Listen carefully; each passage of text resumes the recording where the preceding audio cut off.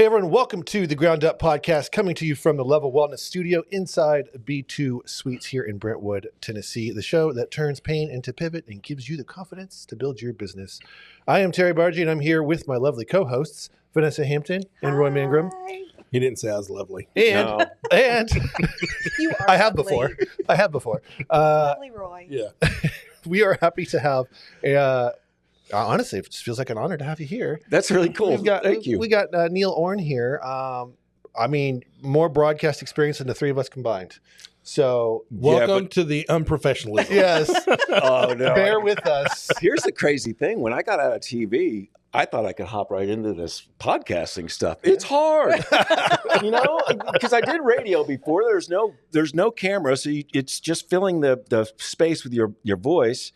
I did TV, which is basically just filling the camera with your face. Yeah. And podcasting is radio and TV combined, but harder. And you guys have much more experience at this than I do. So That makes me feel good. Thanks. you should I want to actually. see how much money I have. You guys would if you guys went from this job to my old job, it'd be like, he got paid to do this? Like, what? The words are in front of me? Yes, on my So thank you. whiteboard. I appreciate that nice introduction. Very, very minimal notes on that board. So Right. these guys We are wing it. wholly reliant on wherever Yeah. wherever I lead this. I've thing, watched so. the show. Yeah. What do you have to ask me? I'm joking. No, it's great to be No, I here. like that pressure. It's so close to my house. I actually just put my car in neutral and rode down the hill, and here That's I am. even better. Just coasted here. Just coasted here. So, We like to say that we're centrally located. I saw on my here in way to Brentwood today, I did see a milk truck escorted by police. So, Say what? A milk truck. yes, yeah, the snow. the snow. It's- It's real in Nashville. And when you have the lines on the road, Oh, my then gosh. it's getting serious. Then you know it's going to be a rain event. The old So treatment. when Yeah. they would in the news, did they tell you to tell people to go get the bread, milk, and eggs? Okay, so you know And is that, it sponsored by French toast? Because that's what I want to know. Yeah. you know weather's the big deal in local news, Yes. right? It's the big draw. No, this is very funny. Right. Sorry. There are side deals. Okay. There are side deals. There's a French toast guy in the corner going, Wow. yes, they nailed it. So Kroger's in your back pocket. What happens in a TV newsroom? And this is very. I've been thinking a lot about this because today was actually the first morning in a long time I actually watched local news. Yeah. I turned on my TV the first time in 14 months. And it brought it all back because they were doing the exact same stories we did for every snow situation, Don't shovel too hard. You'll have a heart attack. Yeah. All the sleds are sold So you got everywhere. HCA, There's no you more got Kroger. stuff on the shelves. No salt anywhere. Yeah. I was like, it's all. So what happens is a week before. PTSD set in. This is good. This is behind the Right, scenes. Right. So say tomorrow snowstorm. is our expected snow. Yeah. A week ago, a meteorologist walks into the morning meeting. He's just like, I got some models here that show cold air and moisture coming in, so we'll just keep an eye on it. Okay. Does that mean snow? Yes, it means the possibility of snow. So you have the news end of things starting to crank up, right? Oh, yeah. Everyone's getting excited. And then the pressure's on the weather people for that model to hold and actually come together. So the newsroom starts steamrolling ahead, and when you're 3 days out, they are all on board with the storm because it's a big ratings day. Everyone's home. But sometimes the forecasts change. So, I've been on both ends. I started in weather.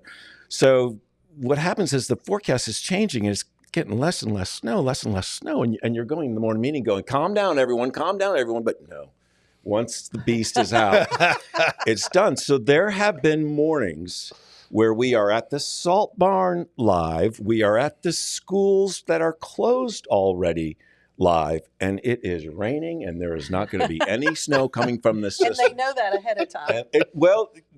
It's too late to pull the trigger. Yep. Right? And at that point, they just let it ride. So as a live reporter, you're out there saying, yeah, nothing going on here, but we will let you know. And back to you. Don't go on the roads. It's too dangerous. It's a funny thing that happens. Do you get sick of talking about it? It Over and over and over. The two worst words when you're on the air on a snow day is one of your managers walking in going, extended coverage. No. Because what happens at 9 o'clock? I was about to go home. Yeah, right. At 9 o'clock, all your crews get pulled to start working on later shows. and it's just the two anchors sitting there talking about absolutely nothing. No. And just trying to draw it out and just repeating the same stuff over and over again. And it's always the times when we're not expecting it that we get nailed. Yeah. Right? It just happens. It just happens. Yep. Well, It's if just nothing gonna rain happens now, you this watch. If nothing happens this time, it's gonna be something. I'm gonna be mad.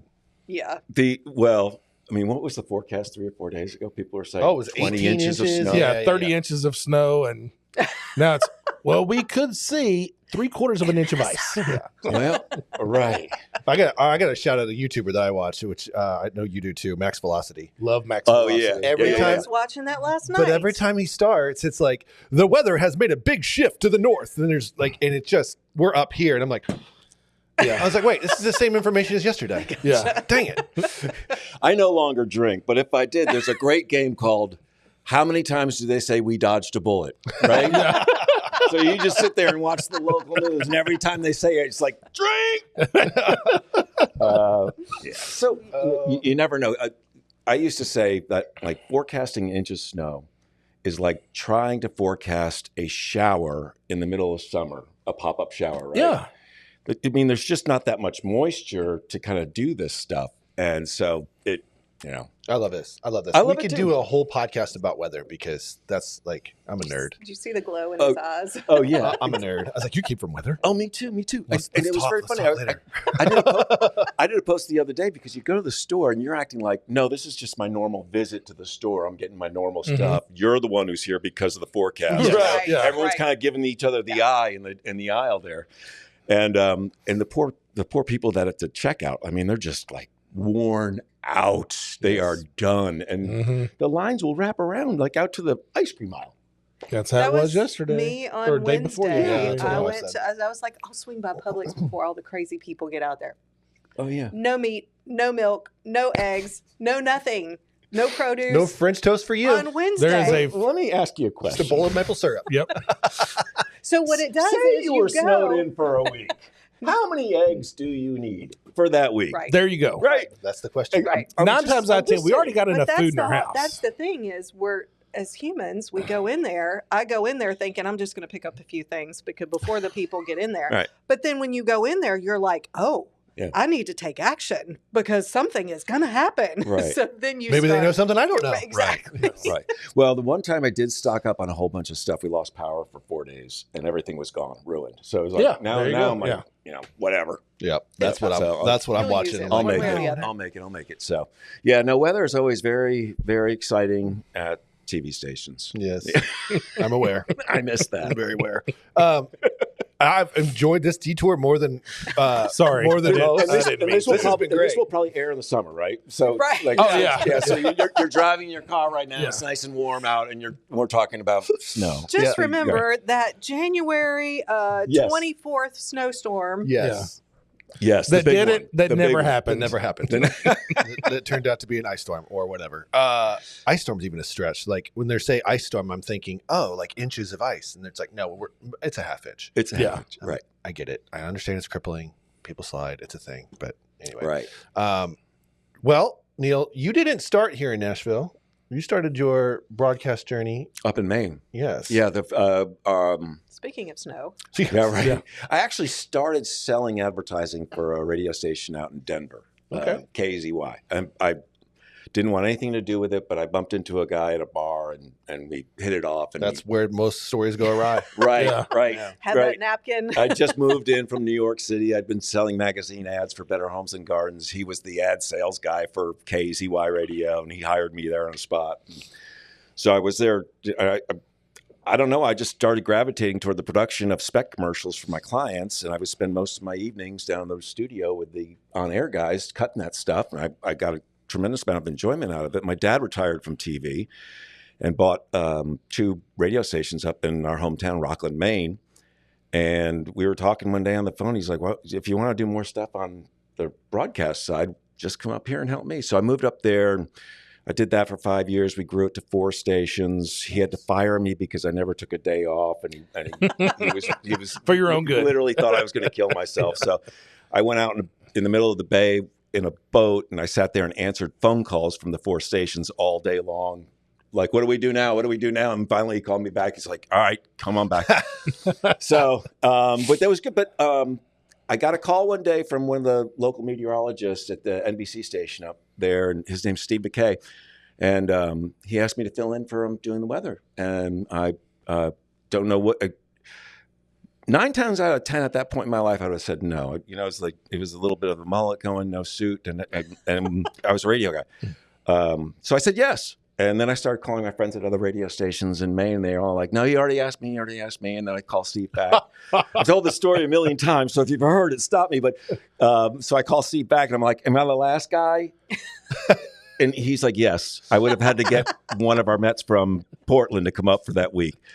So I did it, and the first 5 days were a disaster. And through just pointing in the wrong direction the first day, having change and keys in my pocket the second day for severe weather that jingled in the thing, and then wrapping myself in the cord one day and bunny hopping off.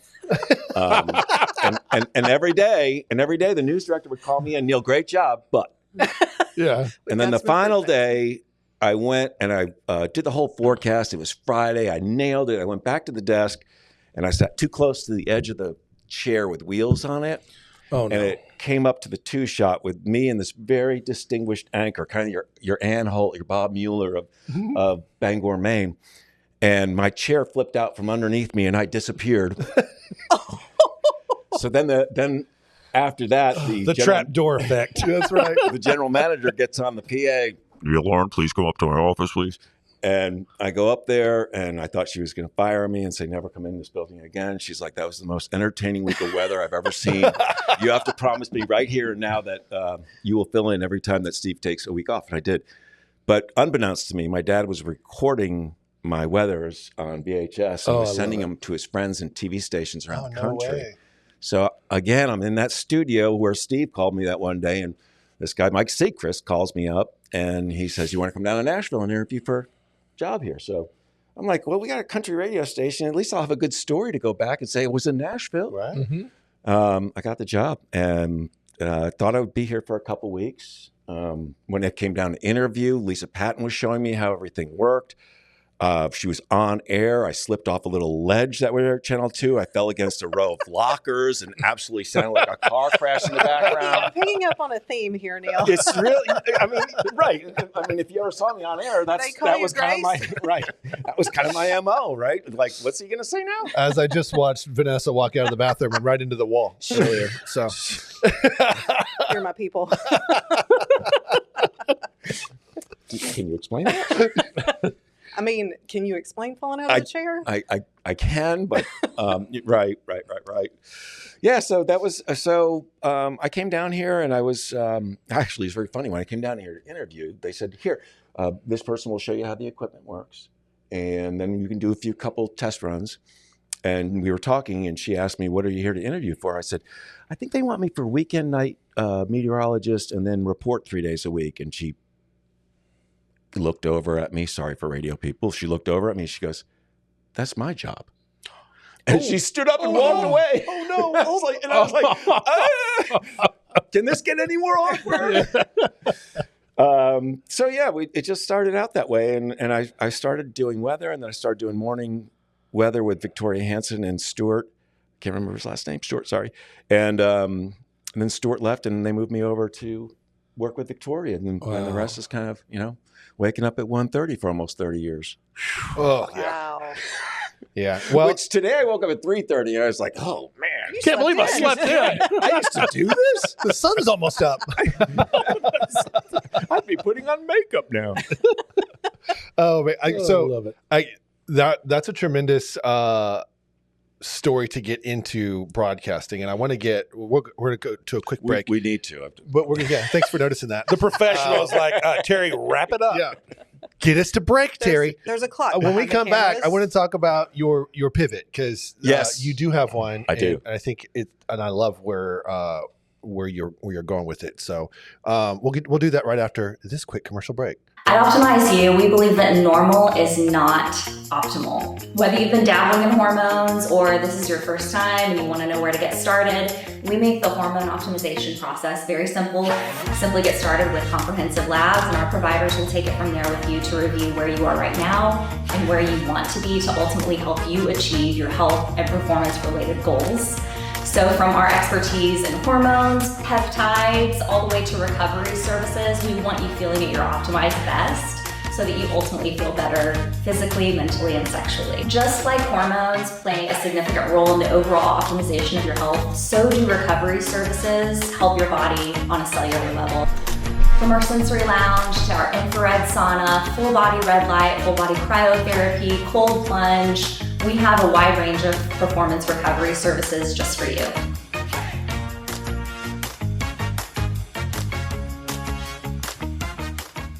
Probably got the clock right, Roy. Did you see that? You did great. That was awesome. Well, welcome back, guys. We're here with Neil Orne, and if you've just catching up to the show, well, you already missed a lot, and you can go back if you're on radio and check out the podcast. That's a shameless plug. Neil, we were talking before the break about a little bit of your backstory and how you got to Channel 2 News. Yeah. Get us from Channel 2 News to what you're doing now, because I really do want to talk about your show concept. So. Well, I mean, when you're waking up at 1:30 and your hours are, basically the witness protection program or the possum patrol, whatever you want to call it there. Yes. Possum patrol, that's perfect. When you're working on that schedule, you have to have a lot of positives that outweigh any negatives, right? Because the negatives are right there. Yeah. The negatives include being done at noon and going to bed at 6. So your social life is basically not there. Mm-hmm. But you always beat traffic. Never had traffic. Matter of fact, now it stresses me out. Yeah. What is wrong here? Yeah. And so it just got to a point in the career where the negatives were getting heavier and heavier, and my contract was coming up, and there was an incident at work where it just all made sense to me that this was the time for me to bow out gracefully. But there was also this other dynamic happening. It was like, everyone in the newsroom was 20, 25, and here I am 58 at the time. And I wasn't comfortable there like I was before. Not because these people aren't great. They were all great, but it was like they were just coming into the business. They were gung ho to go. And we weren't really focusing on what local news does at that point, if that makes any sense at all. But so it just felt like the right time for me to pivot, to do something else. Mm-hmm. Yeah. I didn't know what that was, actually, and it's been an interesting journey because when I left Channel 2, it was everyone thought I was retiring, but the fact is that this far from it. Did you know that right away when you were leaving, that you weren't done? Oh, I knew when I said I'm done that I had to find something else quick. Yeah. The thing is, I think I spent the last 10 years at Channel 2 hoping something would come along to me, right? And you know what happens when you sit there and hope an opportunity comes to you? You have empty hands. You have empty hands, and it never comes to you. So the idea of just cutting the rope and finding out where I landed got more and more appealing to me. Mm-hmm. And there was an emptiness inside me at work that just hadn't been there for ever experienced before, and I just felt like I couldn't wait to get away from as fast as possible. The connection with viewers and the connection in the community and having access to all these wonderful events, you miss that. But at the same time, there's a lot of stuff going on in the local news business that tells me that the whole model's kind of going downhill. I mean, if you look at anything that local news does of significance, it's on your phone, right? Yes. Yep. It was, I go back to another snow day, and we're talking about our coverage the next morning. We're going to be first with the school closings. We're going to be first with traffic. We're first with the weather forecast. And as we're in this meeting, all the phones on the desk start buzzing, right? Yep. And everyone picks it up and just nonchalantly says, "Oh, my kids are off tomorrow. My kids are off tomorrow." Yep. And I'm looking around going, do you understand what just happened here? Yes. Like, everyone knows now when they wake up that school is canceled already. And we're No going point on the watching. air and Yeah. making like it's a big deal that we're getting these announcements out there first. Mhm. So it's just, I said, if you miss a week of local news and then go back to it, do you feel like you really missed anything? And Right. the answer became no. So when I left Channel 2, my idea was immediately to focus on doing a morning show somehow, somewhere. And like I've told people before, I was going for the Grand Slam right out of the gate there. And it took me a long time, first of all, to get out of the corporate world. You do the same job for 29 years, right? You think you can just leave and start doing something else, and that is, you need time to get your feet under you. You need time to it's kind of like going through a breakup or a divorce or something like 100%. that, because your entire life structure to Right. that point every day is already laid out for you. And then suddenly You got to rewire it. you got to rewire It's it. up to you. It's up to you. Yeah. And then when you don't have guardrails, it's a lot more things can go wrong than go right at that point. So I took the year and I did some triathlons. I took some acting courses. I did the podcast. Nikki and I were doing our podcast. And we have more plans in the works, actually. And she actually called me while we were in that last commercial break, because we have something that we're trying to launch on March 15th that will hopefully be culmination of a lot of hard work on both of our parts. And it's going to be a new direction for us. And it's going to be exactly what I had in my mind when I left Channel 2, but just a 14-month period to get there. You weren't ready yet. It just wasn't ready yet. No, Yeah. I've learned so much in trying to get this across the finish line that I now have a really solid idea of what the business plan is and what it's going to look like. And over time, I have met the right people by either coincidence or just I was at the Nashville Business Music City Works Club, and which I'm also going to be working with too. They have a wonderful program over there.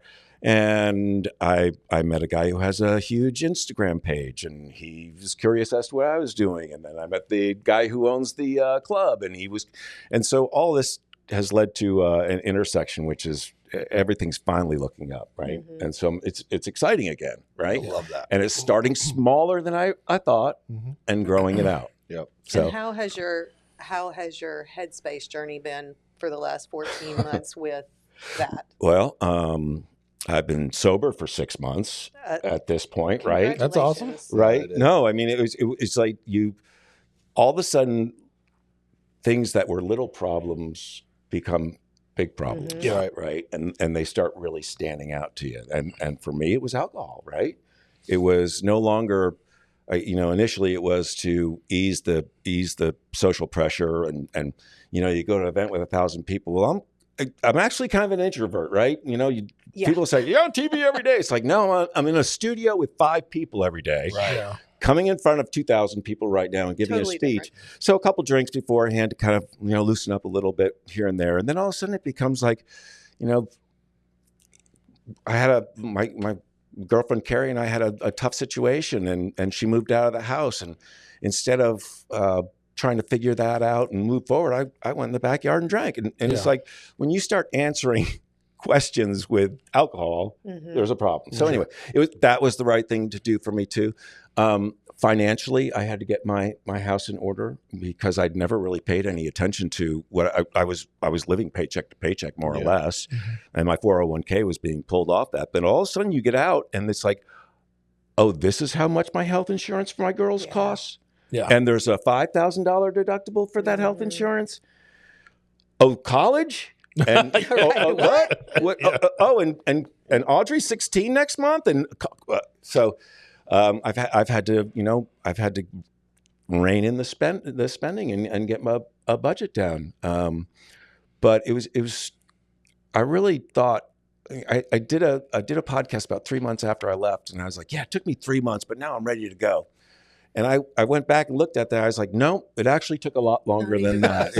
3 months was not, that was just the beginning of the transition for me, actually. Did you get discouraged along the way, or did you know how was that for you as far as your business ideas? I was more discouraged than I was excited most of the time. I think it's important for our listeners to hear that, because you look at people that are successful and you think, oh, well, that's how I should feel all the time. That's what it looks like. They don't see all the failures and exactly right. disappointments and that was a terrible idea. Yeah, and which outweigh, I mean, it's a balance. And so if you go into this with unrealistic expectations, it will beat you down.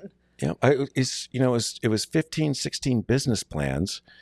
Every one of them, after I was done with the business plan, I got excited about, and every one of them got flushed down the toilet eventually, and everyone's still sitting in my computer and will never be used at this point. So, no, I'm thinking maybe rideshare drive. I don't know. Maybe I'm trying to think, what can I do at this point? Because that's another thing. When you're doing something like when I left, I literally felt like I had no skills other than the fact that I could read copy and that was put in front of me, right? You diminish yourself. There's doubting yourself, the lie. Right? Yeah. So what are your strengths? I'm good with people because I talk in front of a camera, and so the trying to take your experience and actually make it into a marketable skill becomes like if you're an accountant for 30 years and then you leave and you want to go in a different direction. It's like, okay, so you can do books. What else can you do? Right. What else? Yeah. What else? But it was actually a bunch of people that came to me and said, no, you do have a story. Yeah. You do have something to sell. Yeah. And it was then you start realizing, okay, you have 30 years of built up trust and credibility in this market. I put together an on-camera course because this type of stuff now is common and it's every day. So. I've put together a course for podcast hosts and those are, and by the way, you can do this using chat. And what I did was I did it using chat and I saw everything that was missing from that. Then I replugged that in. I saw everything that was missing from that. And it turns out that the course I put together is just kind of a human approach to doing this that a computer can't actually explain to you. Perfect. Yeah. So it's looking at what's available out in the market and then finding stuff that you can do that fits in there that isn't being offered and just the yet. 29 years of nuance that right that can't be taught. You can't be taught. You got to pay those years to. And I was having friends call me up like, I was invited on this podcast and I've never done this before. What do I do? Like, how do I act? It's like, okay, well, settle down. This is what you do.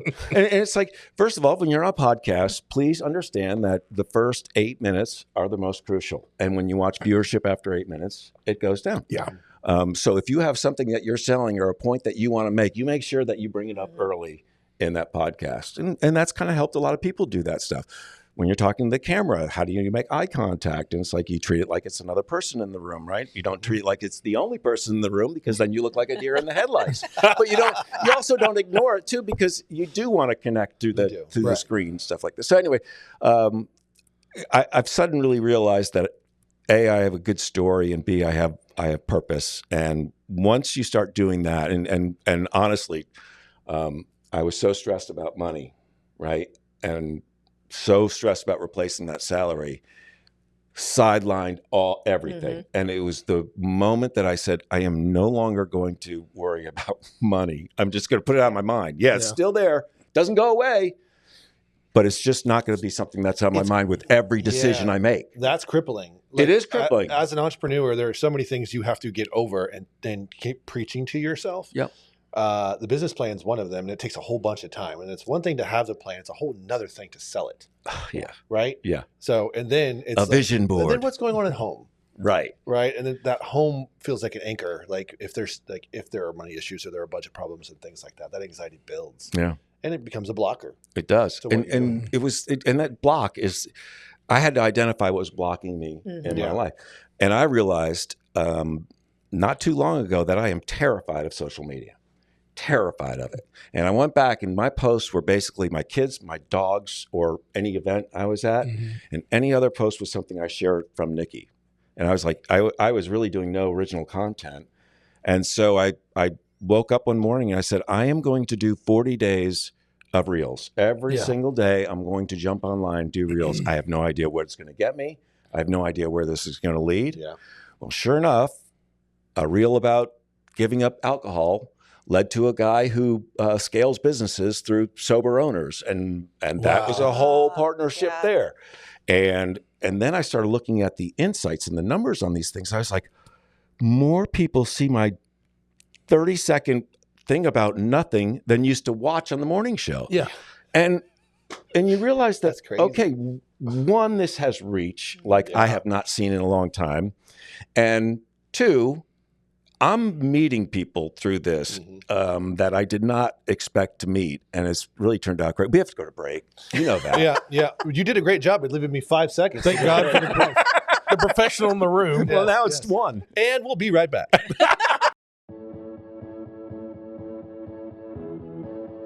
If you're a wellness or fitness pro looking for a space that truly fits the way you work, check out B2 Wellness Suites. With locations in Brentwood and Mount Juliet, B2 offers private suites, shared offices, and day rentals, all in a calm, welcoming environment designed for our industry. But it's more than just a space, it's a community of like-minded professionals who support, inspire, and grow together. Learn more at b2suites.com.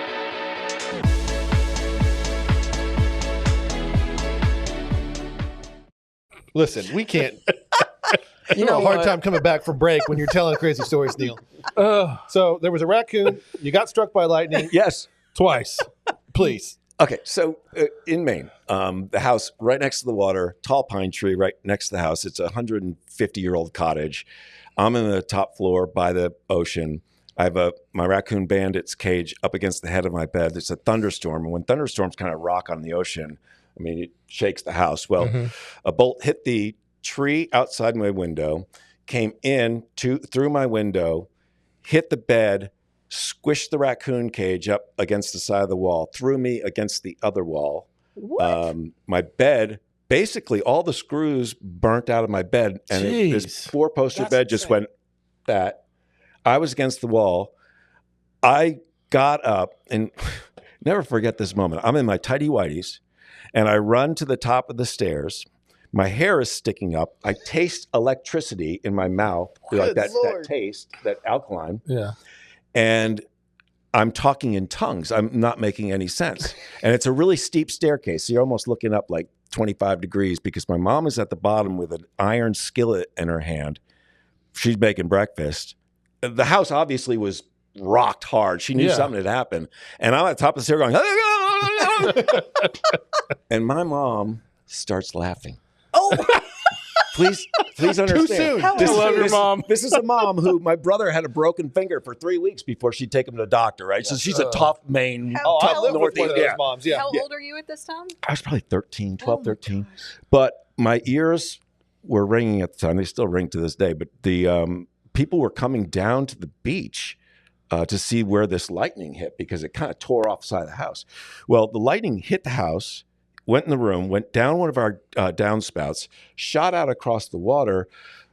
There's a lobsterman in his boat getting ready to go out haul, and he tells us that he didn't even have time to hit the ground in his boat. Like he dove for the ground, and he was upset because it ruined a new pair of his boots. And we were like, what? Did you look at the house? So Did you look at the kid? A couple days later, we're walking around the beach where you pick up seaweed and you look for lobsters and crabs and stuff like that. And underneath seaweed, there's a boot, and we pick up the boot, and it has a hole through the heel of it, through the thick part of the boot, perfectly dime size, all the way through, like someone took a sharp drill bit and went right through it.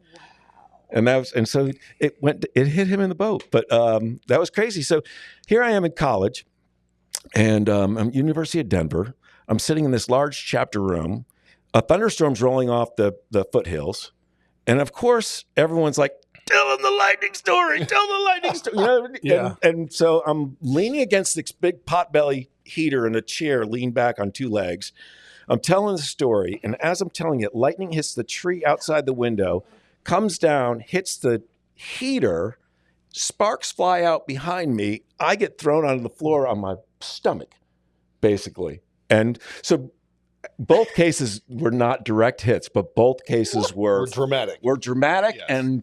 And I could taste both of them, if that makes any sense at all. What is that saying? Your chances of getting hit by lightning once are astronomical. Well, twice. it almost happened a third time out at Nashboro Village. There's a songwriter. I was born for meteorology. Right. Do you have metal in your body? There's a songwriter in town, D. Vincent William, and D. Vincent and his wife, at the time, Penny, and I were out playing golf at Nashboro Village, and there was a thunderstorm, and Penny and I are in the cart. D is about ready to hit a shot. Lightning hit the tree above where he was standing. We are practically blown out of the cart because of the noise. He was so directly under that bolt of lightning, he didn't even hear it. So the sound coming out, so he's standing there, and Penny and I are like rolling around the ground like, duck. And he's like, what? Didn't even know. No way. Yeah. That's wild. Yeah. I guess that makes a lot of sense. I never thought about that. So Neil, that was I not like about you the a lot, pivot. but we will never hang out. Not when it's raining. Well, thunderstorm. Time to go home. I have been on boats in Percy Priest when thunderstorms have rolled up and people don't understand why I panic and say, we're going in. We're going in. Quickly. I've had enough close encounters there. I'm good. I like the picture of you reclining with the sparks shooting out of the field. And then getting Listen thrown to out on the this floor story, like that, guys. right? And then you stand up and go, it was just like that. It was just, But worse. What were we talking about before the break? Well, we were talking about building your social media platform. Shocking things that This is happen in your life. Social Shocking. media. So the social media thing turned out to be a blessing that I didn't realize that I needed, but it told me too that you can sit there and fiddle with stuff and make plans and talk to people, but you just have to start doing something. And, that's true. It can be the smallest, most meaningless thing, but you just have to start doing something that's aligned with your goals. So like when I talk to people, I'm like, first of all, you're going to want to hit a home run when you're done with this career and move to your next one. Stop.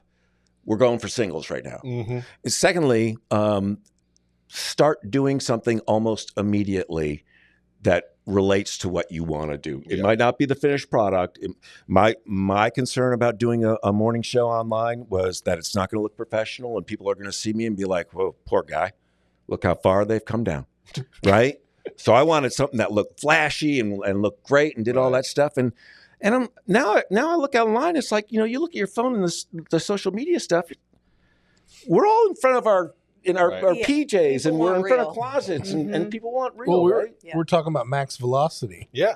Look how many millions of followers he has. Yeah. And he's in his damn bedroom. He's in his dang bedroom, and you can see the dang cat sitting on the cat post on the side. So well, do you want to know something that should terrify every newscaster in this business? And I'm out of it, thankfully.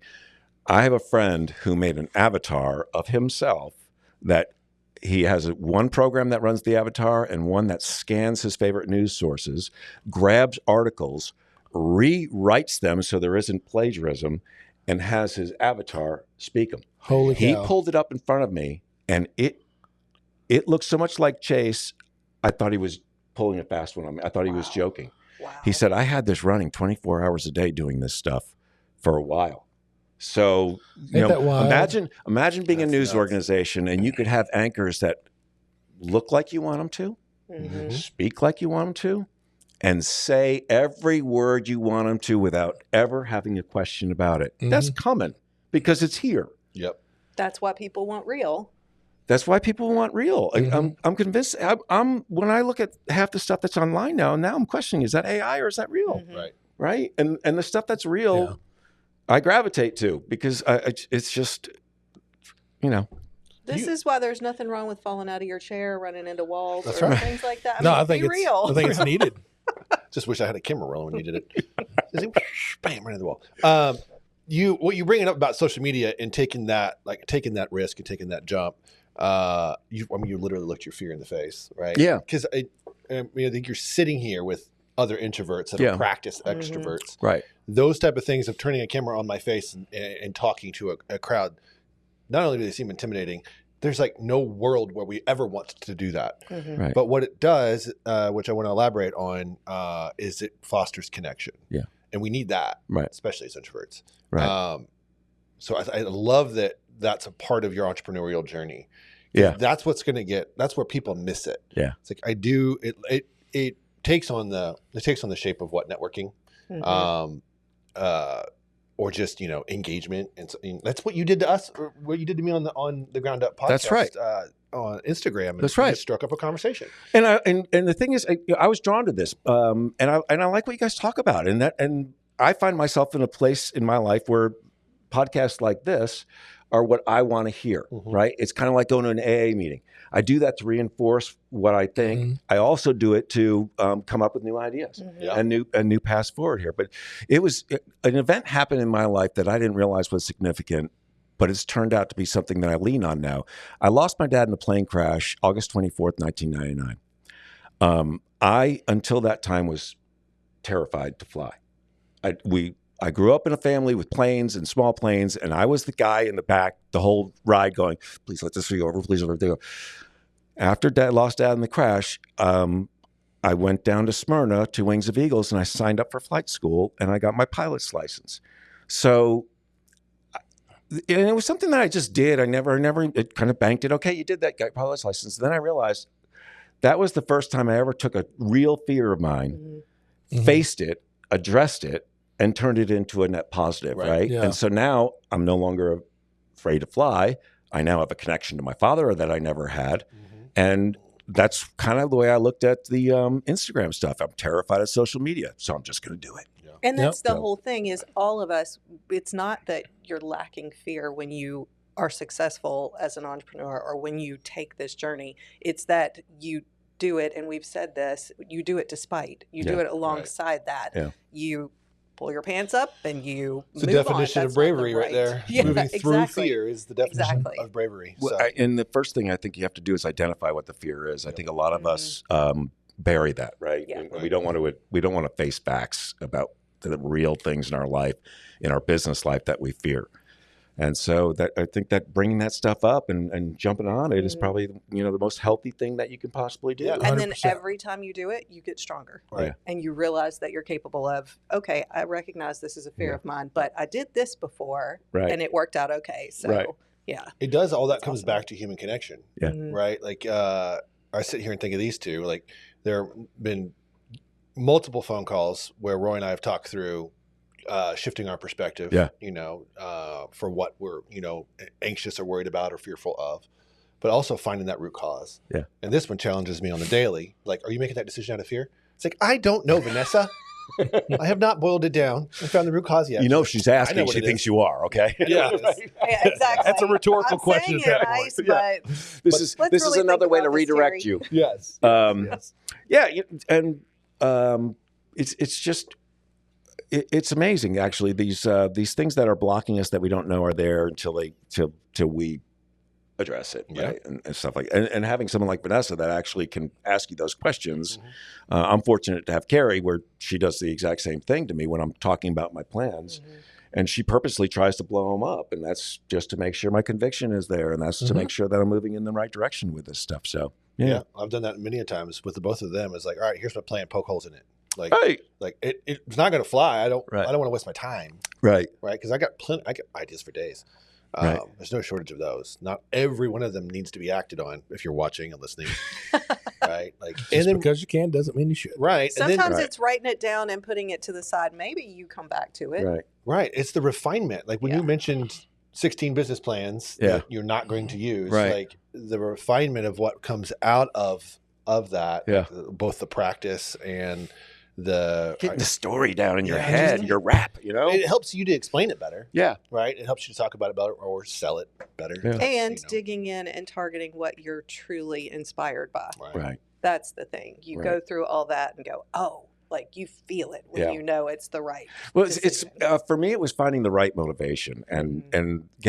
getting the money motivation out of it because that's dead end for any It's not endeavor, sustainable. right? Yeah. Right. That's the goal when you graduate from college, but you eventually have to get to the point where you're doing something because you love it and it's not work to you Right. anymore. And I had that with TV for a long, long time. So Yeah, I love it. We're going to take a break, but if you want to share the name of the show that you're So talking Nikki about. and I have Not the News, and that's season 2 we're working on right now. I'm actually, after I leave here, I'm going to meet an author and just kind of do a pre-interview with an author that we're going to start the season with. Not the News is the name of it. Not the News is the name of it. Not the News was initially done when we were at Channel 2. COVID hit and we stopped doing it at the time when we probably should have been doing it more. So we messed that up. But it's kind of morphed into this this podcast about things that have happened in your life that were not in the news. Things that happened that shaped your, like my story about my dad and the plane crash and stuff like that. It was not a widely known story, but it was something that shaped me. I have things that happened to me in grade school that shaped me. And it's trying to dig in and finding those items and talking about it of interest. Now, the morning show that we're doing is going to be called the 615 Daily. Okay. And I can say that because I own the websites and I copyrighted it and There I've you done go. all that stuff there. The partners that we have on it, I can't say, but they're amazing. And it almost guarantees us widespread distribution from the beginning. Let's go. That's so I know, exciting. right? That's And so you guys will be on as guests, and we have a studio that will serve as kind of a home base for us, and then in the back of my car, I have a mobile studio with 5 cameras and everything needed. That if we say I meet you, you're a business guy that I'm really interested in interviewing and finding out about. And it's like, I don't have to schedule you to come to my house, to my studio at a time and date. I can say, if you have 10 minutes right now, I'll set this up and let's go. That's cool. And so it's really just trying I to love take it. down another barrier of getting good interviews. And also when you do an interview with someone in their space, something about it. Different. It's It is different, Comfortable. right? You're It is in their different. zone. Live Yeah. from the expo this year. Oh. Are you guys doing that? More on that after this break.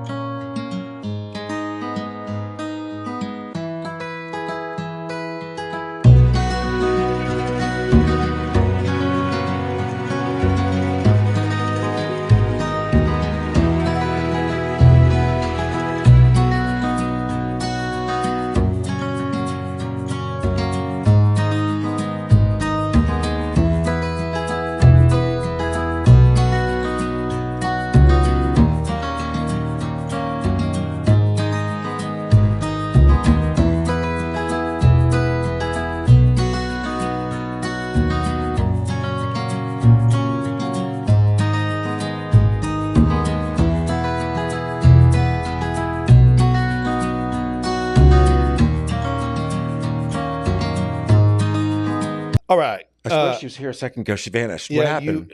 Also, fun I don't know fact, where she went. Neil is also a magician, Yeah. and he made Vanessa disappear. No, I was just trying to make a quarter disappear, and she ran. It's like, wow. still working that one out.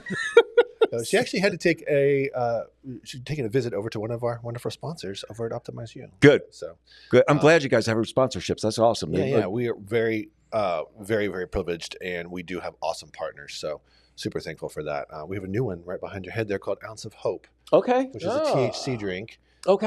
So super, and that's Black Rifle. Okay. Right there. The further reach. Is it 5 or 10? Or are they probably both? I don't know. 5. They That's sent me 5. a bunch of them. Yeah. But they're So you can have 2 of those. Let's get that going. Yes. No, that's great. Yeah. So yeah, pretty stoked to have some really good partners. Buzz. So in reflection to this podcast, guys, if you're just joining us, if you're listening on radio, we're sitting down with Neil Orne, and we're talking through his pivot, his transition from TV into entrepreneurship. I want to go through a little bit of a recap because we've talked about a lot of things. We've covered a lot of things.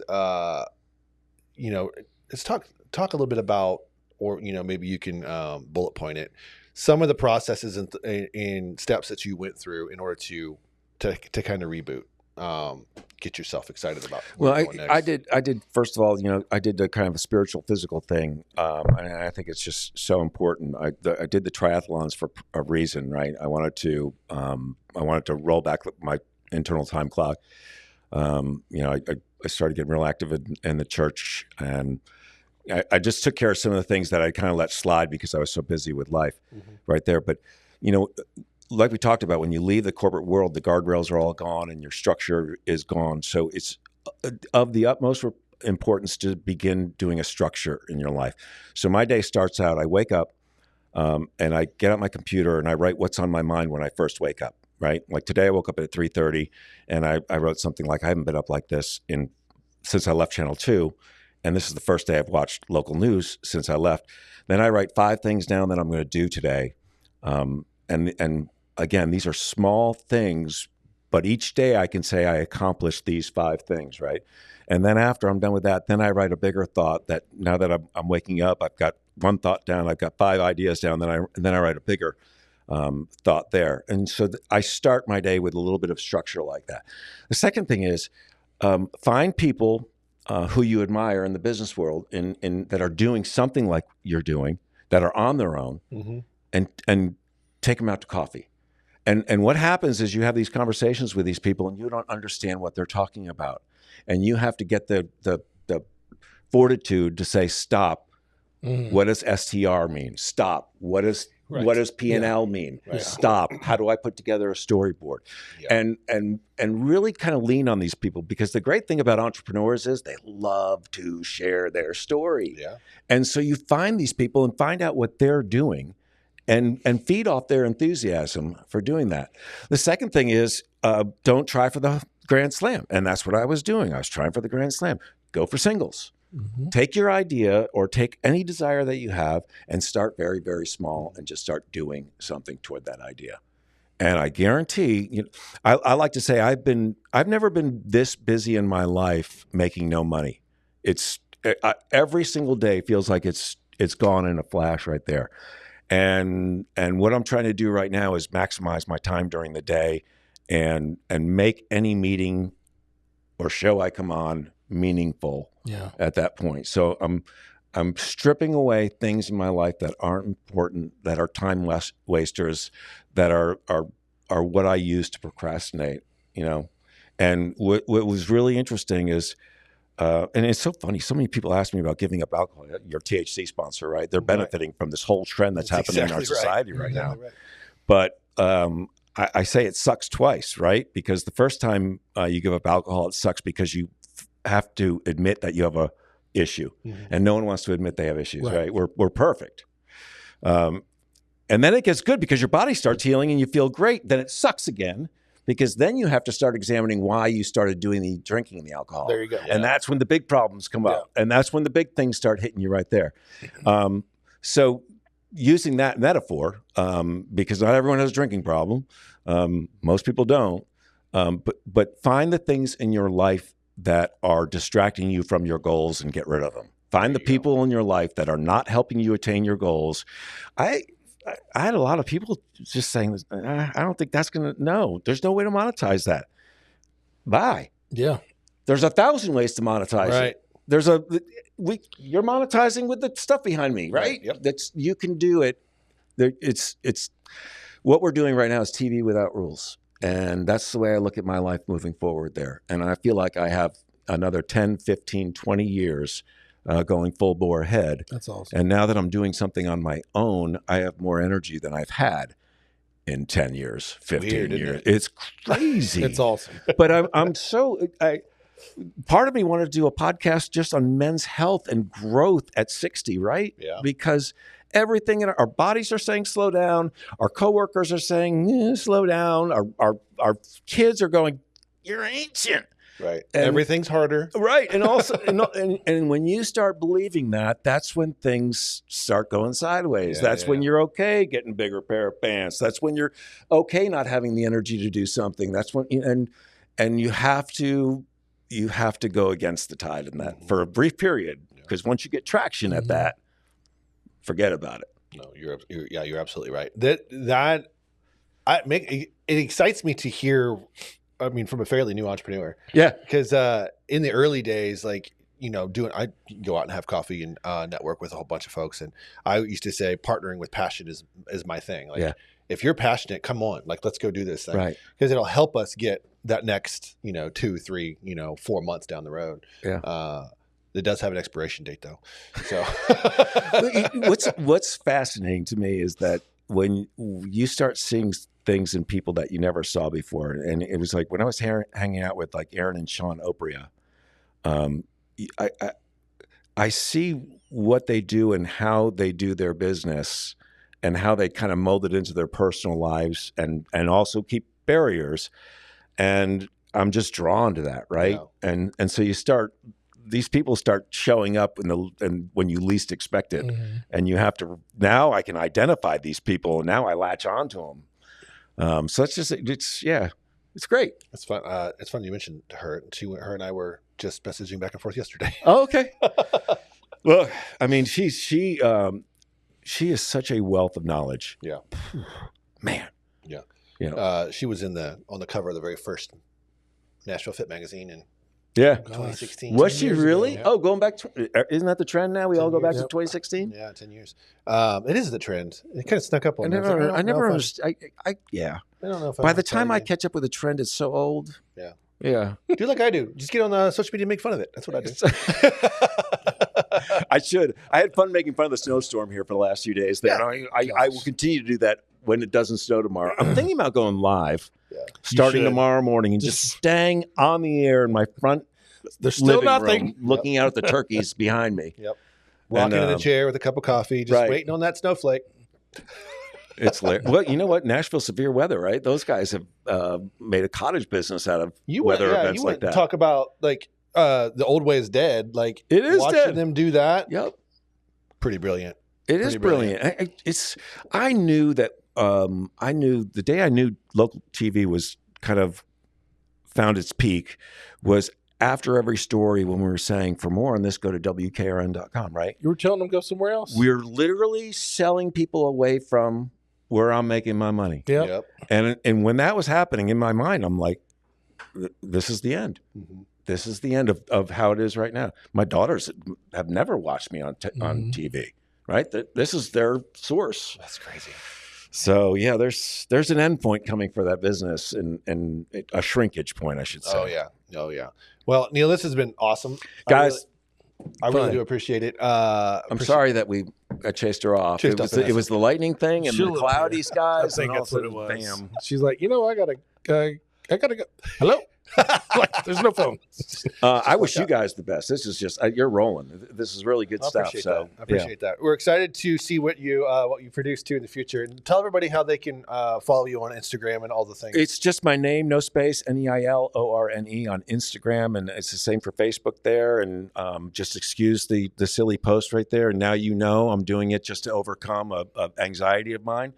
But we have more stuff coming, and it's probably going to be March 16th when that's out of the gate. So just keep that date in mind. So it'll be awesome. I love it. I'm excited. Guys, if you enjoyed this podcast, we ask that you like and give us a positive rating and share it with your friends, and make sure that you follow us on Instagram at the Ground Up Podcast, and we will catch you guys on the next one.